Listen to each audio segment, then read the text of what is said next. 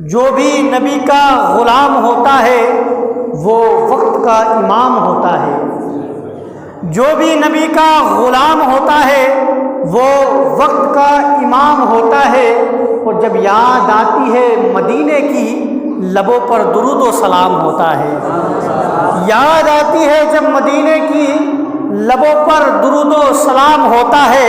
سجا لو اپنے دامن میں درود و سلام کے جگنو، سجا لو اپنے دامن میں درود و سلام کے جگنو، کہ اندھیری قبر میں ہمیں اجالے کی ضرورت ہے، اندھیری قبر میں ہمیں اجالے کی ضرورت ہے۔ حضرات محترم، اللہ فرماتا ہے ان اللہ و ملائکتہ یصلون علی النبی، کہ بے شک اللہ اور اس کے فرشتے، بے شک اللہ اور اس کے فرشتے نبی پر درود پڑھتے ہیں۔ یا ایھا الذین آمنوا، اے ایمان والو، صلو علیہ وسلموا تسلیما، تم بھی میرے نبی پر درود بھیجو اور خوب خوب سلام بھیجو۔ کیا فرمایا کہ تم بھی، اب یہاں پہ مخاطب کس کو کیا جاتا ہے؟ مسلمانوں کو نہیں۔ اللہ فرما رہا ہے اے ایمان والو، مسلمان تو ہر وہ شخص ہے جو کلمہ پڑھ کے دعویٰ کرتا ہے کہ میں مسلمان ہوں، لیکن اللہ نے مسلمانوں کو حکم نہیں دیا۔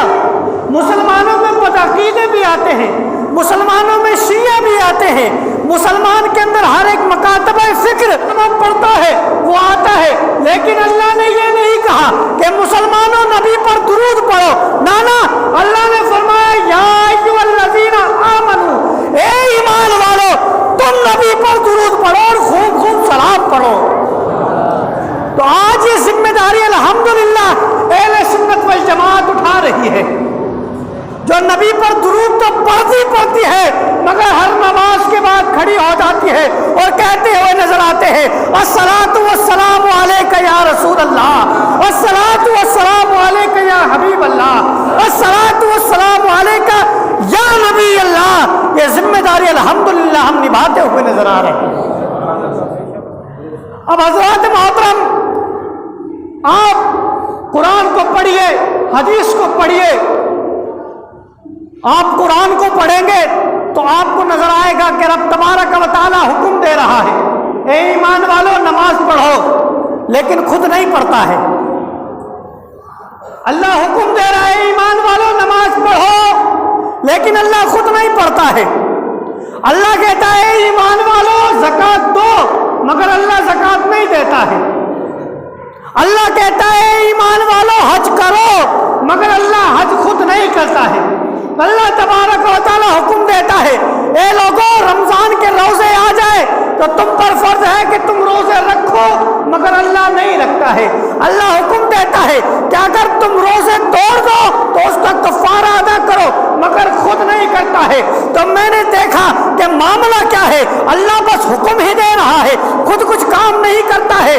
میں نے قرآن کو اٹھایا، قرآن کو اٹھانے کے بعد میں نے پہلا پارہ پڑھا، پہلے پارے میں مجھے جواب نہ ملا، میں نے قرآن کو اٹھایا، دوسرا پارہ پڑھا، مجھے جواب نہیں ملا، میں نے تیسرا پڑھا، جواب نہیں ملا، چوتھا پڑھا، جواب نہیں ملا، پانچواں پڑھا، جواب نہیں ملا، 21 پارے پڑھتا چلا گیا، مگر مجھے جواب نہیں ملا کہ کرنا کیا ہے۔ اللہ بس حکم ہی دے رہا ہے نماز تمہیں پڑھنی ہے، روزے تمہیں رکھنے ہیں، حج تمہیں کرنا ہے، سارے نیک اعمال تمہیں کرنے ہیں۔ لیکن جب میں نے 22واں پارہ اٹھایا، اٹھانے کے بعد اس کو کھولا، کھولنے کے بعد اس کے چند صفحے پڑھے، پڑھنے کے بعد اللہ نے ایک آیت اتاری جس کے اندر اللہ فرماتا ہے ان اللہ و ملائکتہ یصلون علی النبی۔ پتہ لگا کہ اللہ نے دنیا میں سارا کام مسلمانوں کی ذمہ داری کری، یہ کرنا ہے وہ کرنا ہے، لیکن ایک کام ایسا ہے کہ پروردگار خود بھی کر رہا ہے، اپنے فرشتوں سے بھی کروا رہا ہے اور مومنوں سے بھی کروا رہا ہے۔ سارے کاموں کا حکم نماز تمہیں پڑھنی ہے، روزہ حج تمہیں کرنی ہے، سارے کام بندوں سے۔ لیکن جب درود کی باری آئی، جب سلام کی باری آئی تو حکم بعد میں ہے، خبر پہلے ہے۔ آپ انداز تکلم دیکھیں اس آیت کریمہ کا، اللہ نے یہ نہیں کہا ڈائریکٹ اے ایمان والو تم نبی پر درود پڑھو سلام پڑھو. ہر جگہ اللہ ڈائریکٹ کہہ رہا ہے اے ایمان والو نماز پڑھ لو, اے ایمان والو زکات دے دو, اے ایمان والو روزے رکھ لو, اے ایمان والو یہ کام کر لو. لیکن جب درود کی باری آئی اس آیت کو دیکھے اللہ فرماتا ہے ان اللہ بے شک اللہ وملائکتہ اور اس کے فرشتے. اللہ کہہ رہا ہے کہ میں پڑھتا ہوں اور میں اپنے فرشتوں سے بھی پڑھواتا ہوں. اللہ کیا صلو علیہ وسلموا تسلیما. اللہ نے حکم دیا ہے ایمان والا جب میں بھی کر رہا ہوں میرے فرشتے بھی کر رہے ہیں تو ایمان والوں کو چاہیے کہ وہ بھی میرے نبی پر درود پڑھے. تو آپ اس کا آپ اندازہ نہیں لگا سکتے کہ یہ کسی عظیم نعمت ہے ہم مومنوں کے اوپر کہ جس کو خدا خود کر رہا ہو. خدا خود کر رہا ہو تو آپ سمجھ سکتے ہیں کہ وہ وظیفہ وہ عمل کس لائق ہوگا اور اس کا مقام کیا ہوگا. اور یہاں سے اس آیت کریمہ سے نبی کی شان بھی سمجھ میں آتی ہے کہ پہلے رب اپنے محبوب پر خود درود بھیج رہا ہے, پھر فرشتوں سے بھجوا رہا ہے, پھر مومنوں کو حکم دیتا ہے. اور نبی کا عالم یہ ہے, نبی کی شان یہ ہے, نبی کا مرتبہ یہ ہے. حضور علیہ الصلاۃ والسلام کے مزار پر انوار کے اوپر روزانہ صبح اور شام 70 ہزار فرشتے آتے ہیں اور ان کا کام کیا ہے, وہ آ کر نبی پر درود پڑھتے ہیں, وہ آ کر نبی پر سلام پڑھتے ہیں.